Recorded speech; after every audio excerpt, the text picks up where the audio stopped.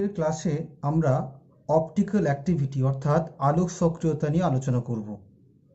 প্রশ্ন হলো এটা কি? দেখো, কেমিস্ট্রির কিছু কিছু মলিকিউলের একটা বিশেষ ক্ষমতা রয়েছে। সেই ক্ষমতাটা হচ্ছে কি, সে পোলারাইজড লাইটের প্লেনকে ঘোরাতে পারে। এই ধর্ম প্রদর্শন করাটাকেই বলছে আলোক সক্রিয়তা। অর্থাৎ যে ধর্মের জন্য একটা মলিকিউল বা অণু পোলারাইজড লাইটের প্লেনকে ঘোরাতে পারে, তাকে আমরা কি বলছি? অপটিক্যাল অ্যাক্টিভিটি বা আলোক সক্রিয়তা। এখন প্রশ্ন হচ্ছে, এই যে আমরা বলছি প্লেন অফ পোলারাইজেশন অর্থাৎ পোলারাইজড লাইটের যে প্লেন, সেটা আবার কি? প্রশ্ন আসতেই পারে। দেখো, সাপোজ আমি মনে করো একটা বাল্ব নিয়েছি। বাল্ব একটা লাইটের সোর্স, সেখান থেকে লাইট বিভিন্ন ডিরেকশনে যাচ্ছে। অর্থাৎ লাইটের যে রেগুলো অর্থাৎ রশ্মিগুলো নির্গত হচ্ছে, তাদের বিভিন্ন ডিরেকশনে রয়েছে। তাই ডিরেকশানগুলোকে আমি এইভাবে প্রকাশ করছি, বিভিন্ন চারদিকে ডিরেকশান রয়েছে। এবার আমি চাইছি কি, আমি চাইছি যে এই যে আলোক রশ্মিগুলো রয়েছে, সেখান থেকে আমি পার্টিকুলার একটা নির্দিষ্ট প্লেনে থাকা লাইটকেই আমরা বাঁচবো। তার জন্য আমরা কি করব, এখানে একটা নিকেল প্রিজম ইউজ করব। যে নিকেল প্রিজম আসলে কিছুই না, সেটা যে পোলারাইজার। পোলারাইজারের কাজ কি? এটা অ্যাকচুয়ালি কি নিকেল প্রিজম। নিকেল প্রিজম এর কাজটা কি? এর অ্যাকচুয়ালি পোলারাইজার হিসেবে কাজ করে। এর কাজটা কি? এই যে বিভিন্ন ডিরেকশনে লাইটটা আছে, তাকে একটা ফিক্সড ডিরেকশনে আনার চেষ্টা করছে আর কি। একটা ফিক্সড ডিরেকশন বা ফিক্সড প্লেনে আনলো আর কি, এই যন্ত্রের সাহায্যে বা পোলারাইজার যন্ত্রের সাহায্যে। এবার ওই যে ডিরেকশনে থাকা নির্দিষ্ট ফিক্সড প্লেন বা ডিরেকশনে থাকা লাইটকে কি করা হচ্ছে না, একটা অর্গানিক স্যাম্পেলের সলিউশনের মধ্য দিয়ে পাঠানো হচ্ছে। এখানে মনে করো ওই অর্গানিক সলিউশনটা রাখা রয়েছে, অর্থাৎ একটা দ্রাবকের মধ্যে দ্রবীভূত অবস্থায় একটা কাঁচের টিউবের মতো নেওয়া হয়েছে, সেখানে রাখা হয়েছে। এবার লাইটটা এর মধ্যে দিয়ে পাস করছে। দেখা গেল যখনই এই একটা নির্দিষ্ট প্লেনে থাকা লাইটটা যখন এর মধ্যে দিয়ে পাস করা হলো, যদি এই টিউবের মধ্যকার মলিকিউলটা আলোক সক্রিয় হয়, তাহলে দেখা যাবে যে এই প্লেনের ডিরেকশনটা চেঞ্জ করে দিয়েছে। অর্থাৎ তার মানে যেই প্লেন বরাবর ছিল, সেই প্লেন বরাবর তার অ্যাঙ্গেলটা চেঞ্জ করে দিয়েছে, মানে ডিরেকশনটা অর্থাৎ লাইটের ডিরেকশন চেঞ্জ করে দিয়েছে। এই যে ধর্ম, যেই ধর্মের জন্য একটা মলিকুলের সলিউশন বা মলিকুল কী করছে না, প্লেন অফ পোলারাইজেশন অর্থাৎ একটা ফিক্সড লাইটের প্লেনের ডিরেকশনটা চেঞ্জ করে দিচ্ছে, ওরিয়েন্টেশনটা চেঞ্জ করে দিচ্ছে। এই ধর্মটাকেই বলছি আমরা কি? পোলারাইজেশন। তাহলে আগে কী ছিল? আগে এরকম ছিল, আগে এই বরাবর ছিল, এখন এই বরাবর হয়ে গেছে, আগে এই বরাবর ছিল। তাহলে কতটা অ্যাঙ্গেল চেঞ্জ হলো? আলফা অ্যাঙ্গেল চেঞ্জ হলো। তাহলে আলফা ডিরেকশানে কী করছে না, আলফা অ্যাঙ্গেলে ওই মলিকুলটা ওই প্লেনটাকে ঘুরিয়ে দিয়েছে, এটা আমি বলতে পারি। ওকে। আর যে সমস্ত মলিকিউল এই ধর্ম প্রদর্শন করবে, তাদেরকে আমরা কাইরাল মলিকিউল বা কাইরাল অণু বলবো। তাহলে যারা আর কি অপটিক্যাল অ্যাক্টিভিটি শো করে, অর্থাৎ আলোক সক্রিয়তা দেখায়। এখন আমি বারবার বলছি, সবাই কিন্তু আলোক সক্রিয়তা দেখাবে না। তার জন্য কত নির্দিষ্ট নিয়ম রয়েছে বা নির্দিষ্ট পদ্ধতির সামনে আমরা যাচাই করতে পারি যে সে ওই মলিকুলটি আলোক সক্রিয়তা দেখাবে বা অপটিক্যাল অ্যাক্টিভিটি দেখাবে না দেখাবে না। ঠিক আছে। এবারে এই আলোক সক্রিয়তা বিচার করার আগে, মানে কোন মলিকুল আলোক সক্রিয়, কোন মলিকুল আলোক নিষ্ক্রিয়। আলোক নিষ্ক্রিয় মানে কি? ওই প্লেনটাকে ঘোরাবে না, তাকে আলোক নিষ্ক্রিয় বলবো। এখন এই যে ধর্মটা আমরা যাচাই করব কি করে? কতগুলো পদ্ধতির সাহায্যে আমরা যাচাই করতে পারি একটা মলিকুল আলোক সক্রিয় না আলোক সক্রিয় নয়। ঠিক আছে। এখন আমরা একটা অন্য কথায় চলে আসি, সেটা হচ্ছে সিমেট্রি অপারেশন, অর্থাৎ একটা ফাংশন। সিমেট্রি অপারেশনটা অ্যাকচুয়ালি কি? সিমেট্রি অপারেশন হলো একটা কাজ বা একটা অপারেশন, যেটা করলে একটা মলিকুলের উপর অ্যাপ্লাই করলে মলিকুলটা তার আগের অবস্থায় ফিরে আসে। ওকে। তাহলে মনে করছো মলিকুলটা ধরে মনে করো সাপোজ একটা মলিকুল আছে, এর ওপর একটা সিমেট্রি অপারেশন করলো। একটা অপারেশন মানে একটা ফাংশন করা হচ্ছে, মানে একটা অপারেশন করা হলো, যার ফলে মলিকুলটা আগে যেমন ছিল, মানে যেমন ওরিয়েন্টেশনে ছিল, যেমন ভাবে আর কি বিন্যস্ত ছিল, সেরকম অবস্থাতেই ফিরে এসছে। মানে এই দুটো মলিকুল থেকে চেনার উপায় নেই যে আগে কোনটা ছিল পরে কোনটা হয়েছে। তখন তাকে বলবো কি আমরা? Symmetry operation. তাহলে সিমেট্রি অপারেশন এমন একটি কাজ বা ফাংশন, যেটা কোনো মলিকুলের ওপর অ্যাপ্লাই করলে মলিকুলটা তার আগের অবস্থায় ফিরে যায়, তাকে আমরা কি বলি? Symmetry operation. এখন এই সিমেট্রি অপারেশন করতে গেলে কতগুলো সিমেট্রি এলিমেন্টের সাহায্য নিতে হবে, যার থ্রু দিয়ে অপারেশনটা করতে হবে। যেমন সেটা একটা সেন্টার হতে পারে, মানে একটা কেন্দ্রবিন্দু হতে পারে, সেটা একটা তোমার অক্ষ হতে পারে, যে অক্ষ বরাবর ঘুরিয়ে মনে করো অপারেশনটা করলাম। সেটা একটা প্লেন হতে পারে, যে প্লেন বরাবর আমরা তাকে তার মিরর ইমেজ অর্থাৎ আয়নার প্রতিবিম্ব নিলাম, সেই প্রতিবিম্ব নিয়ে তার মাধ্যমে আর কি আমরা অপারেশন করলাম। এই এই যে পয়েন্ট অ্যাক্সিস অর্থাৎ অক্ষ এবং এই প্লেনগুলোকে আমরা বলবো ওই সিমেট্রি অপারেশনের করসপন্ডিং সিমেট্রি এলিমেন্টস। ঠিক আছে, আমি যখন সংজ্ঞা করব এবং এক্সাম্পলের ডিটেলসে যাব তখন তোমরা বুঝতে পারবে বিষয়টা। প্রথমে আমি যেটা আসছি সেটা হচ্ছে symmetry operation and their elements. তার মধ্যে প্রথমে যেটা বলছি সেটা হচ্ছে প্রতিসাম্য অক্ষ, যাকে আমরা সিমেট্রি অ্যাক্সিস বলা হয়, আর আমরা একে প্রপার রোটেশনাল অ্যাক্সিস বলতে পারি, এবং তাকে সিএন দিয়ে আমরা রিপ্রেজেন্ট করে থাকি। সেকেন্ড যেটা আছে প্রতিসাম্য তল, যাকে আমরা সিমেট্রি প্লেনস বলে থাকি, যাকে মিরর প্লেনও বলা হয়, এবং যাকে আমরা সিগমা দিয়ে রিপ্রেজেন্ট করে থাকি। তারপরে যেটা আসছে পরিবর্ত প্রতিসাম্য অক্ষ, যাকে আমরা ইমপ্রপার রোটেশন অ্যাক্সিস বলতে পারি, এবং যাকে আমরা এসএন দিয়ে রিপ্রেজেন্ট করে থাকি, এসএন। ঠিক আছে, আর লাস্ট যেটা আসছে সেটা হচ্ছে প্রতিসাম্য কেন্দ্র, তাকে আমরা আই দিয়ে রিপ্রেজেন্ট করে থাকি। এছাড়াও একটা এলিমেন্টস আছে তাকে আমরা আইডেন্টিটি এলিমেন্ট বলে থাকি, যাকে ই দিয়ে রিপ্রেজেন্ট করা হয়, আইডেন্টিটি এলিমেন্ট, যেটা মানে কিছুই করা হয় না, মানে যদি কোনো মলিকুলের উপর কোনো কিছু না করা হয় তখন তাকে আইডেন্টিটি এলিমেন্ট দিয়ে রিপ্রেজেন্ট করা হয়। যাই হোক, আমাদের এখন এই চারটে যে সিমেট্রি এলিমেন্টস এবং তাদের অপারেশন নিয়ে আলোচনা করব আমি। প্রথমে যেটা বলেছি আমি প্রতিসাম্য অক্ষ, বা যাকে আমরা সিমেট্রি অ্যাক্সিস বা প্রপার রোটেশন অ্যাক্সিস বলছি, সেটা আবার কি? সাপোজ আমি একটা এক্সাম্পল তোমাকে বললাম যে বিএফ3-র কথা বলছি। বিএফ3 হচ্ছে বোরন ট্রাইফ্লোরাইড, অর্থাৎ একটা প্লেনের মধ্যে দিয়ে দেখা যাবে তিনটে বিএফ বন্ড এইভাবে রয়েছে, পরস্পর থেকে 120 ডিগ্রি অ্যাঙ্গেলে রয়েছে। এই অবস্থায় আমি মনে করলাম যে এই বিয়ের ওপর দিয়ে এই বিএফ3 যে প্লেনে রয়েছে সেই প্লেনের সঙ্গে লম্বভাবে আমি একটা অক্ষ কল্পনা করলাম। দেখো, লম্বভাবে আমি একটা অক্ষ কল্পনা করেছি, মানে বি এর মধ্য দিয়ে যাচ্ছে, এবং বিএফ3 যে প্লেনে রয়েছে অর্থাৎ খাতার প্লেনে রয়েছে তার সঙ্গে লম্বভাবে আমরা একটা অক্ষ নিয়েছি। এই অক্ষ বরাবর তুমি যদি আর কি একে 120 ডিগ্রি অ্যাঙ্গেলে অক্ষটা ঘোরাও তাহলে কি হবে বলো তো? যদি এই বরাবর তুমি 120 ডিগ্রি অ্যাঙ্গেলে অর্থাৎ পেন বরাবর বা অক্ষ বরাবর যদি 120 ডিগ্রি অ্যাঙ্গেলে ঘোরাও, তাহলে দেখতে পাবে যে এই ফ্লোরিনটা এখানে চলে আসবে, এই ফ্লোরিনটা এখানে চলে আসবে, এই ফ্লোরিনটা এখানে চলে যাবে, তাই তো? যার ফলে আর কি মলিকুলটা কি থাকবে, মলিকুলটা আগের মতোই থাকবে। তার ওরিয়েন্টেশনটা আমি বুঝতে পারবো না যে চেঞ্জ হয়েছে না হয়নি। যদি তোমাকে চোখ বন্ধ করে যদি বিএফ3 অপারেশনটা করে দেয়, মানে ওই এই অক্ষ বরাবর ঘুরিয়ে দেয়, যদি তারপরে তোমার যদি বলে যে মলিকুলটা দেখো, তাহলে তুমি চিনতেই পারবে না যে অপারেশন হয়েছে আদৌ না হয়নি, তাই না? তাহলে আগের অবস্থায় ফিরে আসছে।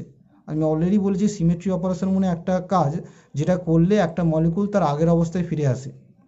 ঠিক আছে, আগের মতোই দেখতে হয় আর কি, তাকে আমরা কি বলছি, আগে বলছি আর কি আমরা সিমেট্রি অপারেশন। এবং এক্ষেত্রে আমরা কি করলাম, যেহেতু একটা কাল্পনিক অক্ষ নিয়েছি বি বরাবর এবং খাতার প্লেনের সঙ্গে লম্বভাবে, এবং সেই অক্ষটা বরাবর আমি কত অ্যাঙ্গেলে ঘুরিয়েছি, 120 ডিগ্রি অ্যাঙ্গেলে ঘুরিয়েছি, তাই এক্ষেত্রে আমরা বলবো কি যে C3 অবলম্বন করেছি, অর্থাৎ C3 নিয়েছি। আর 3 কোথা থেকে আসছে? দেখো, 360/120 = 3, অর্থাৎ এইভাবে আমরা C3টাকে রিপ্রেজেন্ট করি। তাহলে আমরা কি বলছি যে কোনো মলিকিউলকে 360/n অ্যাঙ্গেলে ঘোরালে মলিকিউলটা যদি তার আগের অবস্থায় ফিরে আসে তখন তাকে বলবো আমরা কি, যে তার মধ্যে আর কি CN রয়েছে।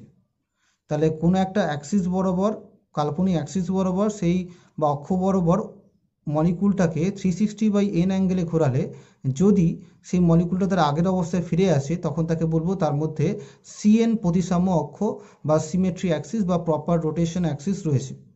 এক্ষেত্রে যদি আমি এক্সাম্পলটা যেটা বললাম সেখানে আমি কি অ্যাঙ্গেলে ঘুরিয়েছি বলো, 120 ডিগ্রি অ্যাঙ্গেলে ঘুরিয়েছি, মানে 360/3, মানে এর জায়গায় এখানে কী হচ্ছে, 3 হচ্ছে, 360/3 অ্যাঙ্গেলে ঘুরিয়েছি। তাহলে যার জন্যই আমরা মলিকুলটা আগে যা ছিল তেমন অবস্থায় ফিরে পাচ্ছি, ওই জন্য বলতে পারি মলিকুলটার মধ্যে কী রয়েছে, C3 রয়েছে। আমরা আরও এক্সাম্পলের মাধ্যমে এই যে CN অ্যাক্সিস অর্থাৎ প্রপার রোটেশন অ্যাক্সিসকে এক্সপ্লেন করতে পারি। একটা এক্সাম্পল হচ্ছে ধরো অ্যামোনিয়ার ক্ষেত্রে।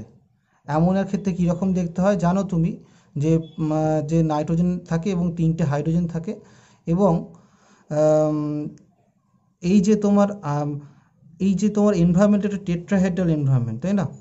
যাই হোক, তুমি যদি ওপর দিয়ে ফোকাস করো, মানে ওপর দিয়ে নাইট্রোজেনকে যদি দেখো, মানে এখানে চোখ রাখো যদি, তাহলে কি দেখতে পাবে?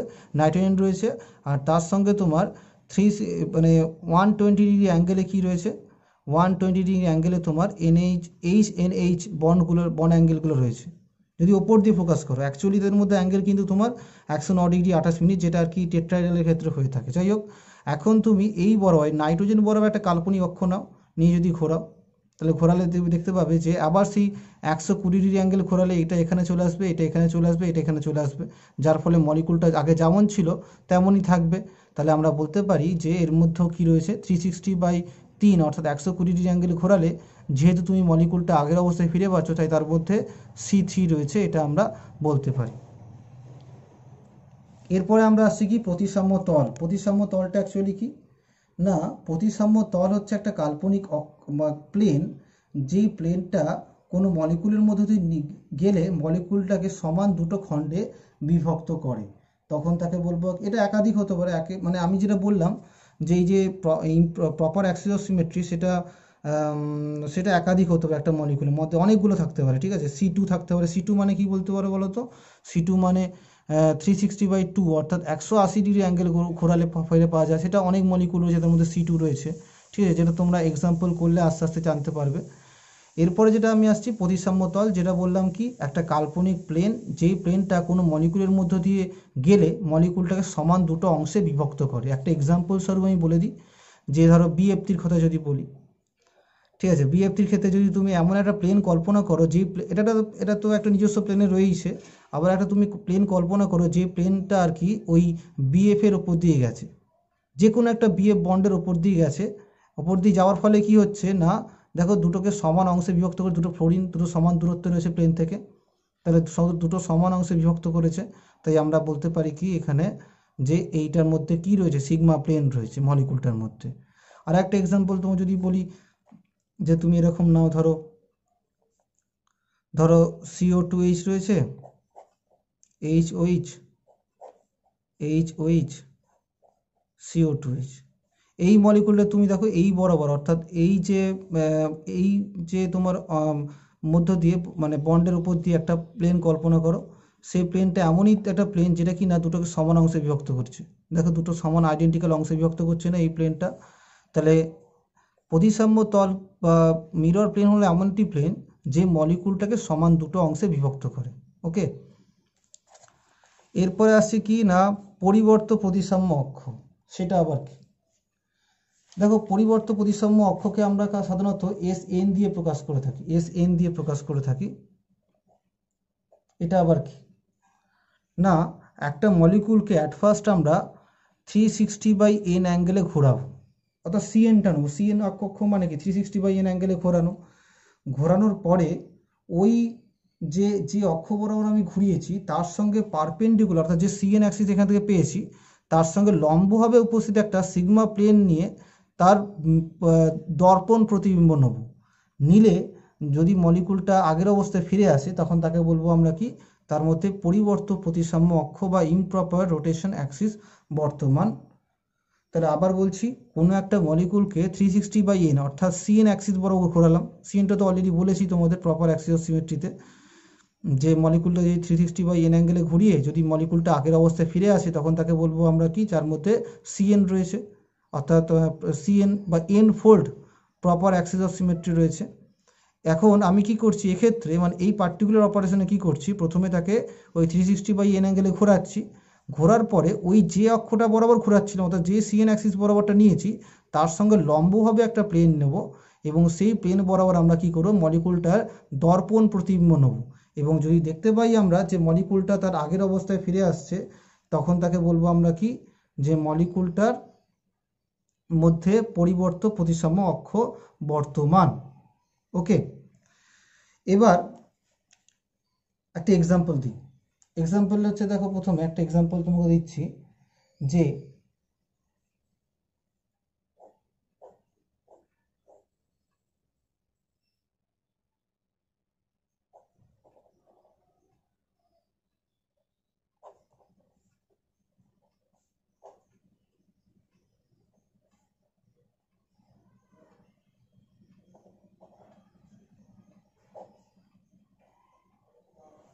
এই একটা মলিকুল আমি এঁকেছি, দেখতে পাচ্ছ একটা মানে সাইক্লিক 4 মেম্বার রিং রয়েছে, 4টে কার্বন দিয়ে রিং তৈরি হয়েছে এবং রিংয়ের মধ্যে সাবস্টিটিউয়েন্টগুলো অর্থাৎ প্রতিস্থাপক গ্রুপগুলো আমরা লিখেছি। এবার প্রথম কাজটা কি এক্ষেত্রে? প্রথম কাজ হচ্ছে একটা সিএন নেওয়া, তাই তো? একটা আমাকে এমন অ্যাক্সিস বরাবর ঘোরানো, যেই অ্যাক্সিস মানে আমাকে ঘোরাতে হবে, ঠিক আছে? তাহলে আমি মনে করছি একটা এইভাবে একটা মানে এইভাবে একটা অক্ষ নিয়েছি, যেই অক্ষ বরাবর আমরা একে 180 ডিগ্রি অ্যাঙ্গেলে ঘোরাচ্ছি। অর্থাৎ যে মলিকুলটা ছিল তার সঙ্গে সেই তার যে নিজস্ব প্লেন, তার সঙ্গে লম্বভাবে একটা অক্ষ নিয়েছি এবং তাকে 180 ডিগ্রি অ্যাঙ্গেলে ঘুরিয়েছি। ঘোরালে কি হয় বলো তো? দেখো 180 ডিগ্রি অ্যাঙ্গেলে ঘোরানো মানে কি, মলিকুলটা মানে এই যে কার্বনটা সে এখানে চলে আসবে, 180 ডিগ্রি অ্যাঙ্গেলে ঘোরাচ্ছি তো। দেখো এটা এই যে পোর্শনটা এখানে চলে আসবে, আবার এই পোর্শনটা এখানে চলে আসবে, উল্টো উল্টো দিকে চলে যাবে আর কি। যার ফলে আমি যদি আঁকি তাহলে কীরকম দেখাচ্ছে, তাহলে দেখাবে এরকমই। দেখো এই গ্রুপটা এই গ্রুপের সঙ্গে এক্সচেঞ্জ হবে, তাই এখানে এইচ এখানে পিএইচ হয়ে গেছে, মানে এই গ্রুপটার পজিশনটা এখানে চলে এসছে, তাই এখানে পিএইচ এখানে এইচ উল্টে গেছে আর কি। এইটার এখানে চলে আসবে, তাহলে CO2H ওপরে থাকবে, নিচে এইচ থাকবে, আর উপরে এইচ নিচে CO2H, এইভাবে আর কি থাকবে। এবার আমি কি করছি, এবার যেহেতু এই বরাবর আমরা অক্ষরা নিয়েছিলাম, তার সঙ্গে পারপেন্ডিকুলার একটা প্লেন নেব। দেখো এই যে প্লেনটা নিয়েছি, সেই প্লেনটা যদি বর্ধিত করে দাও, দেখবে এর সঙ্গে লম্বভাবে রয়েছে, তাই পারপেন্ডিকুলারলি অর্থাৎ লম্বভাবে আমরা একটা কিনা প্লেন নিলাম। এই প্লেনটা নেওয়ার পরে আমরা তাহলে অবশ্যই মিরর প্লেন ইমেজটা নিই, এই যে মলিকুলটার মিরর ইমেজ। তাহলে আমরা কি করব, নর্মালি যেমন হবে যে 4 মেম্বার রিংটা আঁকলাম। এবার দেখো নেওয়ার পরে কি হচ্ছে, আমরা দেখো এই যে মিরর যদি ইমেজ নিই, তাহলে পিএইচ গ্রুপটা নিশ্চয়ই এখানে ফুটবে, এই এইচ গ্রুপটা এখানে ফুটবে, এই CO2H দূরে থাকবে। মিরর নিচ্ছি জাস্ট, তোমরা খাতায় একে একে প্র্যাকটিস করবে, দেখবে ঠিক হয়ে যাবে। তারপরে কি হচ্ছে, এখানে এইচ আছে, এখানে পিএইচ আছে, আর এখানে আছে CO2H, এইটা এখানে, আর এটা এইচটা হয়ে গেল। এখন তুমি দেখো এই দুটোর মধ্যে সিমিলারিটি পাচ্ছ কিনা। দেখো এই কার্বনটা দেখো এইচ পিএইচ উল্টো দিকে আছে, এখানে এইচ পিএইচ উল্টো দিকে মানে আছে।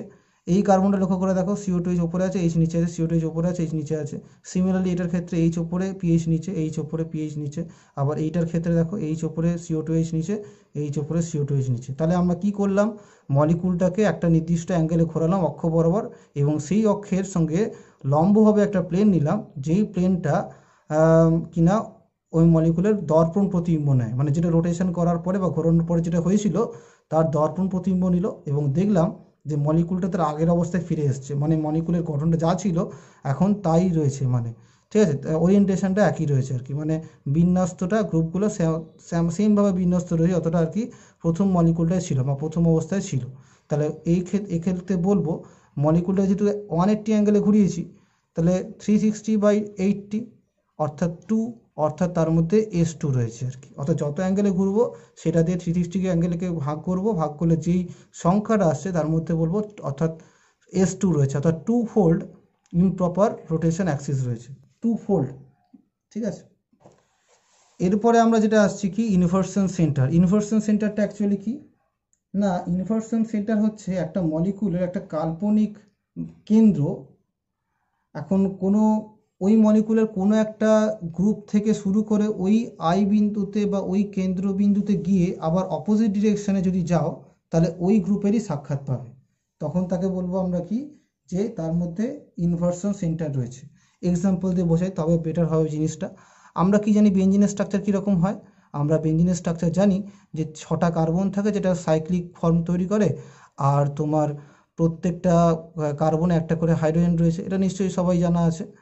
এবার আমরা কি করছি, যে সাপোজ তুমি লক্ষ্য করো, আমি মনে করো যে আমি এই যে বেঞ্জিনের মাঝখানে একটা কেন্দ্রবিন্দু নিলাম, ওকে। এখন এই কেন্দ্রবিন্দু নিয়ে আমরা এবার কি করব না, আমরা মনে করো যে কোনো একটা কার্বন থেকে, সাপোজ এই কার্বন থেকে আমি যাত্রা শুরু করছি ওই কেন্দ্রবিন্দুর দিকে। যাত্রা শুরু করলাম, যাত্রা শেষ হয়ে গেল, আমরা কি করব যে না আরও দূরে যাব, মানে ওই একই ডিরেকশনে কেন্দ্র থেকে আবার একই দূরত্ব যাচ্ছি। গিয়ে যদি আমি একই দূরত্ব গিয়ে, মানে এখান থেকে যত দূরত্ব গেছিলাম কেন্দ্র থেকে একই ডিরেকশনে অর্থাৎ একই দিকে একই দূরত্ব যদি যাই, গিয়ে যদি দেখি যে একই গ্রুপের সাক্ষাৎ পাচ্ছি বা একই পরমাণুর সাক্ষাৎ পাচ্ছি, তখন তাকে বলবো যে তার মধ্যে আই রয়েছে। তাহলে দেখো এখানে সব ক্ষেত্রেই দেবে। তুমি যদি হাইড্রোজেনকেও নাও তাহলে কি দেখবে, হাইড্রোজেন থেকে তুমি অনেকটা দূরত্ব অতিক্রম করে এখানে এলে, আবার একই দূরত্ব তুমি সামনের দিকে আরও এগোলে, তাহলে যদি তুমি দেখবে হাইড্রোজেনেরই সাক্ষাৎ পাচ্ছ। তাহলে এই ক্ষেত্রে সব ক্ষেত্রেই হবে। তুমি যদি এইটাকে লক্ষ্য করো তাহলে এইভাবে, এই কার্বনটাকে লক্ষ্য করো তাহলে এইভাবে। তাহলে দেখতে পাচ্ছি যে একটা মলিকুলের মধ্যে একটা কাল্পনিক আমরা বিন্দু কল্পনা করেছি, সেই বিন্দুকে দিকে যাচ্ছি একটা কোনো পরমাণু থেকে, গিয়ে তুই একই দূরত্ব তুমি যদি আবার সামনের দিকে যাও, গিয়ে যদি তুমি একই পরমাণুর সাক্ষাৎ পাও, তখন তাকে বলবো আমরা কি তার মধ্যে আই অর্থাৎ ইনভার্সন সেন্টার বর্তমান। ওকে, আই রয়েছে মলিকুলের মধ্যে, আই রয়েছে তখন বলা হবে। তাহলে আমরা কি কি পড়লাম, আমরা আপাতত সিএন সিগমা আই এসএন পড়লাম, অর্থাৎ প্রপার অ্যাক্সিয়াল সিমেট্রি, তারপরে তোমার হচ্ছে মিরর প্লেন, তারপরে আমরা ইমপ্রপার অ্যাক্সিয়াল সিমেট্রি, আর লাস্টে পড়লাম ইনভার্সন সেন্টার। আচ্ছা, এইগুলোকে, এই যে সিমেট্রি, চারটে সিমেট্রি এলিমেন্ট পড়লাম, এদেরকে আমরা প্রাইমারি এবং সেকেন্ডারি দুটো ভাগে ভাগ করতে পারি। প্রাইমারিকে কাকে ফেলবো, প্রাইমারিকে আমি ফেলবো সিএনকে অর্থাৎ প্রপার অ্যাক্সিয়াল সিমেট্রিকে, আর সেকেন্ডারি এলিমেন্ট মধ্যে ফেলবো কোনটাকে না, সিগমা আই এসএন, এই তিনটেকে। ঠিক আছে, কেন ফেলছি আমি সেটা বলছি। এরপরে আমরা যেটা আসছি সেটা হচ্ছে অপ্রতিসম অণু, বা যাকে অ্যাসিমেট্রিক মলিকুল বলে থাকি। সেটা আবার কি, দেখুন বলা হচ্ছে যদি যে এই যে সেকেন্ডারি সিমেট্রি এলিমেন্টের কথা বলা হলো, যাকে আমরা এসএন আই সিগমা বলছি, এই তিনটে নিয়ে সেকেন্ডারি সিমেট্রি এলিমেন্ট গঠিত হয়। এই তিনটের মধ্যে যদি কোনোটাই উপস্থিত না থাকে, তিনটের মধ্যে কেউ উপস্থিত নেই, তখন বলবো মলিকুলটা হচ্ছে অপ্রতিসম অণু। বুঝতে পারলে? তাহলে মলিকুলের মধ্যে সেকেন্ডারি এলিমেন্ট কোনোটাই উপস্থিত নেই, এসএনও নেই, আইও নেই, সিগমাও নেই, কেউ নেই, তখন তাকে বলবো আমরা কি অপ্রতিসম অণু। বা সিমেট্রি নেই, ওই জন্য অ্যাসিমেট্রি বলছি, সিমেট্রির উল্টো অ্যাসিমেট্রি। আর এর সঙ্গে রিলেশনটা কি, আমরা যে বলেছিলাম যে অপটিক্যাল অ্যাক্টিভিটি অর্থাৎ লাইটের ওই তলকে ঘোরানোর সক্ষমতা, তার সঙ্গে এই অ্যাসিমেট্রিক মলিকুলের কি রিলেশন রয়েছে। দেখা যায় যে সমস্ত মলিকুল অপ্রতিসম হয়, অর্থাৎ যার মধ্যে এসএন আই সিগমা কোনোটাই নেই, তারা আর কি অপটিক্যাল অ্যাক্টিভিটি অর্থাৎ কাইরালিটি অর্থাৎ আলোক সক্রিয় তলকে ঘোরানোর ক্ষমতা প্রদর্শন করে। আর এই যে প্রতিসম অণু, তাহলে কি বলবো, যার মধ্যে এসএন আই সিগমা যে কোনো একটা উপস্থিত রয়েছে, মানে তিনটেও থাকতে পারে, দুটো থাকতে পারে, একটাও থাকতে পারে, যে কোনো একটা উপস্থিত থাকলেই তখন তাকে বলবো আমরা কি প্রতিসম অণু। এবং এর সাথে রিলেশনটা কি, যদি কোনো একটা মলিকুল প্রতিসম অণু হয়, অর্থাৎ যার মধ্যে এসএন আই সিগমার কোনো তিনটেই অথবা দুটো অথবা একটা উপস্থিত থাকে, তখন বলবো যে মলিকুলটা আমার কি দেখাচ্ছে না, অপটিক্যাল অ্যাক্টিভিটি প্রদর্শন করছে না। ওকে, তাহলে এই সিমেট্রি এলিমেন্ট থাকলে প্রবলেম, সেকেন্ডারি সিমেট্রি এলিমেন্ট থাকলে প্রবলেম, মানে অপটিক্যাল অ্যাক্টিভিটি প্রদর্শন করবে না। আর যদি কেউ না থাকে তখন আর কি অপটিক্যাল অ্যাক্টিভিটি প্রদর্শন করবে। এখন বলবে যে স্যার আচ্ছা প্রাইমারি সিমেট্রি এলিমিনেশনের সম্পর্ক কি, যে সিএন বলছি ওটা একটা গুরুত্ব নেই, ওটা থাকলেও কি না থাকলেও কি, ওর উপর নির্ভর করে আমরা আলোক সক্রিয়তা বা কাইরালিটি বা ওই যে আলোক সক্রিয়তাটা আমরা বিচার করব না। ঠিক আছে, তাহলে আমাদের মেন হচ্ছে তোমার এই সেকেন্ডারি এলিমেন্টটা। ওই জন্যই আমরা ওই যে চারটে সিমেট্রি এলিমেন্ট পড়েছি ওকে দুটো অংশে ভাগ করেছি, প্রাইমারি এবং সেকেন্ডারি। এরপরে যেটা আসছে সেটা হচ্ছে কি, যে একটা মানে স্টিরিও কেন্দ্র অর্থাৎ যাকে অ্যাসিমেট্রিক কার্বন বা স্টিরিও সেন্টার বা কাইরাল সেন্টার বলে থাকি। এটা অ্যাকচুয়ালি কি, একটা কার্বন পরমাণু সে যদি একটা ত্রিমাত্রিক বিন্যাসে চারটে ভিন্ন ভিন্ন গ্রুপ বা পরমাণুর সঙ্গে যুক্ত থাকে, তখন তাকে বলবো আমরা কি, যে সেটা একটা স্টিরিও সেন্টার বা অ্যাসিমেট্রিক কার্বন বা যাকে কাইরাল সেন্টার বলে থাকি। দেখো কাইরাল মলিকুল মানে কি, যারা অপটিক্যাল অ্যাক্টিভিটি প্রদর্শন করবে অর্থাৎ আলোক সক্রিয়তা প্রদর্শন করবে। আর এখানে কাইরাল সেন্টার মানে বলছে কি, যে একটা কার্বন পরমাণু সে যদি চারটে যে ভিন্ন গ্রুপ বা অ্যাটমের সঙ্গে যুক্ত থাকে একটা 3 ডাইমেনশনাল ওয়েতে, তখন তাকে বলবো আমরা কি, তখন তাকে বলবো তাকে কাইরাল সেন্টার বা অ্যাসিমেট্রিক কার্বন বলে থাকবো। ওকে, দেখো এই কার্বনটার কথা লক্ষ্য করে দেখো, এই কার্বনটা কিন্তু চারটে ভিন্ন ভিন্ন গ্রুপ যুক্ত রয়েছে, তাই আমরা একে বলবো কি না, এটা একটা কাইরাল সেন্টার। এবং এর সঙ্গে তাহলে আমার ওই অপটিক্যাল অ্যাক্টিভিটি অর্থাৎ কাইরালিটি, একটা মলিকুল কাইরাল হবে না অ্যাকাইরাল হবে, তার সঙ্গে সম্পর্কটা কি। আচ্ছা, বলা উচিত যে কাইরাল মলিকুল মানে আলোক সক্রিয়তা প্রদর্শন করবে, আর অ্যাকাইরাল মানে আলোক সক্রিয়তা প্রদর্শন করবে না, অ্যাকাইরাল। ঠিক আছে, কাইরালের সাথে জাস্ট এই কথাটা যোগ হচ্ছে। এবারে এর সঙ্গে রিলেশনটা কি, আচ্ছা ফিরে আসছি। এই যে কার্বন সেন্টার যেটা বলছি, যেটা কি অপ্রতিসম বা স্টিরিও কেন্দ্র বা যাকে অ্যাসিমেট্রিক কার্বন বলছি, এর সঙ্গে কাইরালিটি একটা মলিকুলের অপটিক্যাল অ্যাক্টিভিটি হবে না তার সঙ্গে রিলেশনটা কি বলছে, যে একটা মলিকুলের মধ্যে যদি একটা এই ধরনের কার্বন থাকে, যদি একটা এই ধরনের কার্বন থাকেই, তাহলে মলিকুলটা অবশ্যই অপটিক্যাল অ্যাক্টিভিটি অর্থাৎ কাইরাল হবেই। অর্থাৎ মলিকুলটা তার মধ্যে যদি একটা এরকম কার্বন থাকে, তাহলে মলিকুলটা অবশ্যই অপটিক্যাল অ্যাক্টিভিটি শো করবে, ঠিক আছে। আর যদি মলিকুলের মধ্যে একাধিক মানে গ্রেটার দেন ওয়ান যদি এরকম সেন্টার থাকে, তাহলে সেটা ডিপেন্ড করে যে অপটিক্যাল অ্যাক্টিভিটি হবে, মানে অ্যাক্টিভিটি প্রদর্শন করবে না করবে না, সেটা অনেক সময় করতেও পারে, অনেক সময় করতেও পারে না। তাহলে একটা করলে অবশ্যই করবে, একাধিক থাকলে করতেও পারে, নাও করতে পারে, আমি পরে এক্সাম্পল দিয়ে বলছি। আর দ্বিতীয় বিষয় হচ্ছে কি, যে একটা মলিকুলের মধ্যে কাইরাল কার্বন না থাকলেও, অর্থাৎ এই ধরনের সেন্টার না থাকলেও অনেক সময় দেখা যায় যে অপটিক্যাল অ্যাক্টিভিটি প্রদর্শন করে, ঠিক আছে। অনেক সময় করে না, অনেক সময় করে, সেটা আমি বিচার করে পরে বলছি আর কি, ঠিক আছে। এরপরে আমি যেটা আসছে সেটা হচ্ছে যে মেসো কম্পাউন্ড। মেসো মানে মাসির বর্ণায়, এটা একটা মেসো কম্পাউন্ড। অ্যাকচুয়ালি বিষয়টা কি, একটা মলিকুলের মধ্যে আমি একটু আগেই বললাম না যে একটা কাইরাল কার্বন থাকলে সেটা অবশ্যই অপটিক্যাল অ্যাক্টিভ হবে। যদি একের বেশি অর্থাৎ গ্রেটার দেন ওয়ান যদি নাম্বার অফ কার্বন এই ধরনের কার্বন হয়, মানে ওই যে চারটে ভিন্ন ভিন্ন হাতে মানে গ্রুপের সঙ্গে যুক্ত রয়েছে, মানে অর্থাৎ কাইরাল কার্বন বা অ্যাসিমেট্রিক কার্বন যদি হয়, তাহলে মলিকুলটা বলেছি অপটিক্যাল অ্যাক্টিভিটি প্রদর্শন করতেও পারে, নাও করতে পারে। একটা এক্সাম্পল কি, মেসো টার্টারিক অ্যাসিড একটা এক্সাম্পল। আচ্ছা মেসো টার্টারিক অ্যাসিডটা কি,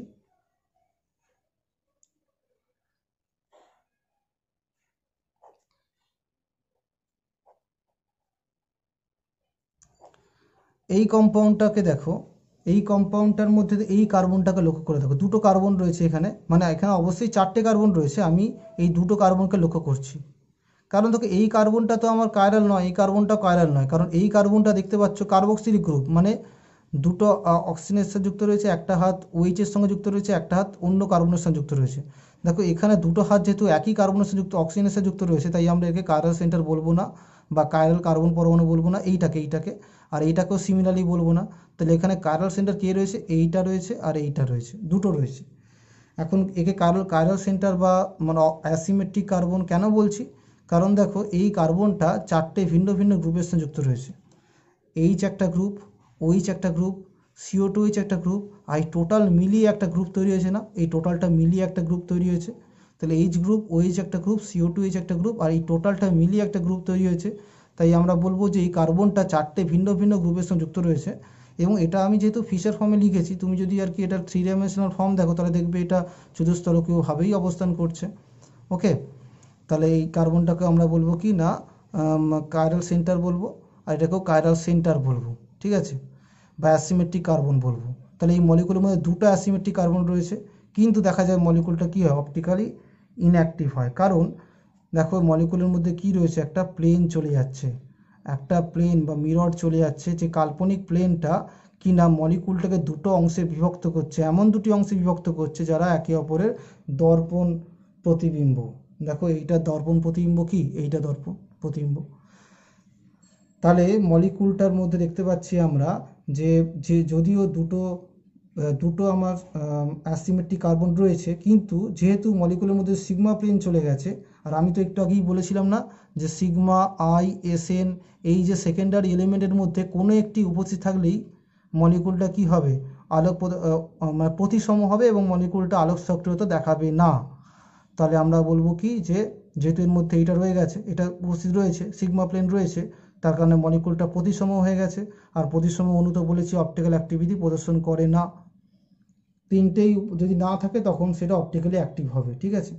তাহলে কাইরাল সেন্টারটা থেকেও ইম্পর্টেন্ট বিষয়টা কি হচ্ছে, আমার এই যে সিমেট্রি এলিমেন্ট থাকাটা একটা ম্যাটার করছে। এগুলো তিনটের মধ্যে যদি কোনো একটিই থাকে, তাহলে অপটিক্যালি ইনঅ্যাক্টিভ হবে, অর্থাৎ আলোক সক্রিয়তা প্রদর্শন করবে না, অর্থাৎ আলোর ওই তলটাকে ঘোরাবে না। এবার বলছে দেখো যে অপটিক্যাল অ্যাক্টিভিটি কিছু মলিকুল দেখা যার মধ্যে কোনো কাইরাল সেন্টার নেই। আমি অলরেডি বলেছি এমন কিছু মলিকুল রয়েছে যার মধ্যে কাইরাল সেন্টার না থাকা সত্ত্বেও মলিকুলটা অপটিক্যাল অ্যাক্টিভিটি প্রদর্শন করতে পারে। তুমি যদি অ্যালিন সিস্টেম নাও, অ্যালিন সিস্টেমের এক্সাম্পল হচ্ছে এরকম একটা অ্যালিন সিস্টেম। এই অ্যালিন মলিকুলটার কি হয় না অপটিক্যাল অ্যাক্টিভিটি প্রদর্শন করে, ওকে, অর্থাৎ এরা আলোক সক্রিয়তা প্রদর্শন করে, একে দেখতে এরকম হয়, ওকে। এদের মধ্যে দেখো কোনো স্টিরিও সেন্টার নেই, দেখো এই কার্বনটা সেই চারটে হাত কিন্তু ভিন্ন ভিন্ন গ্রুপের সাথে যুক্ত নেই, দেখা যাচ্ছে একটা কার্বন সে দুটো মানে হাত দিয়ে একটা কার্বনের সঙ্গে যুক্ত রয়েছে, মানে বলতে পারি কি দুটো কার্বনের সঙ্গে যুক্ত রয়েছে, আর একটা হাইড্রোজেন একটা ক্লোরিনের সাথে যুক্ত রয়েছে, তাহলে বলতে পারি এই কার্বনটা কি অ্যাসিমেট্রিক নয়, অর্থাৎ সিমেট্রিক, অর্থাৎ কাইরাল সেন্টার নয়, এটাও কাইরাল সেন্টার নয়, দেখতেই পাচ্ছ এটাও কাইরাল সেন্টার নয়। তাহলে যেহেতু কাইরাল সেন্টার মলিকুলের মধ্যে নেই, তার সত্ত্বেও মলিকুলটা কি হচ্ছে অপটিক্যাল অ্যাক্টিভিটি মানে অপটিক্যালি অ্যাক্টিভ আর কি। অপটিক্যালি অ্যাক্টিভ মানে কি সারা ওই আলোক সক্রিয় তলকে আর কি ঘোরাতে পারে, ঠিক আছে। আজকে এখান পর্যন্ত থাক। আর আমি এর আগে এই অধ্যায়টা শুরু করার আগে প্রায় 4টে অধ্যায় আমি ফিজিক্যাল কেমিস্ট্রির আমি এই চ্যানেলের মধ্যে দিয়ে রেখেছি, যারা নতুন তারা অবশ্যই ওই ক্লাসগুলো দেখতে পারে তাদের প্রয়োজন অনুযায়ী।